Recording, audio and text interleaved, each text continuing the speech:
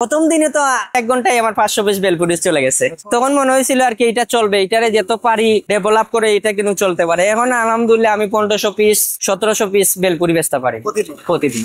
বাংলাদেশের মধ্যে বেলপুরিতে নাগা সস আমি তৈরি করছি, আর কেউ তৈরি করে না। সন্ধ্যা পরে তো ডিউটি শেষ হয়ে যায়, সন্ধ্যা পরে পার্ট টাইম যেকোনো কিছু একটা করা যায় কিনা। 4 চাকার একটা বক্স ছিল আমাদের অফিসেরই, ছোটমোটো একটা পানের বাক্স করলাম, কইরা বছর 2 বছর এখানে করলাম, পান বিক্রি করলাম। চিন্তা করলাম হয়তো কষ্ট করছি কিন্তু বেনিফিট হচ্ছে না, এমন কিছু একটা করি যে বেনিফিট করা যায়। মানে চতুর্দিকে ঘুরলাম, রাস্তা বাজে ঘুরলাম, মানে কি করা যায়, মাথার মাঝে চিন্তাধারা কি করা যায়, কি করলে কি হয়। ঘুরার পর হঠাৎ করে দেখা হইলো পিছনে 2টা বেলপুরি দোকান আছে, সন্ধ্যা বললে দিকে অনেক ভিড় হয়। ওখানে গেলাম, গিয়ে ওদেরকে জিজ্ঞেস করলাম আর কি, ভাই এটা কি কোনো কিছু সিস্টেম করা যায়? ওনারা না বললো, ভাই আমার বিজনেস এটা সম্ভব না, সেখানে যাবে না। তারপর হাল না চাইটা চেষ্টা করলাম, ইউটিউবে তো সবকিছু আছে। তারপর ইউটিউব দেখা শুরু করলাম, ইউটিউব দেখে দেখে দেখে নিজে নিজে সব তৈরি করছি। এটা নিজে নিজে বানাইছে। প্রথম দিন 500 পিস বানাইছিলাম, বানানোর পরে দেখি হঠাৎ করে এটা পুঁতে জায়গায় ড্যাম্প হয়ে যায়। পরে চিন্তাধারা করে যে ওইটা ইনপুট করা যায় বা এটা কিনা যায় কোথায়, দেখি বাদে একটা জায়গা খুঁজ পাইলাম বা ওইটা কিনলাম, কিনে আস্তে আস্তে আস্তে আস্তে এটা শুরু করলাম।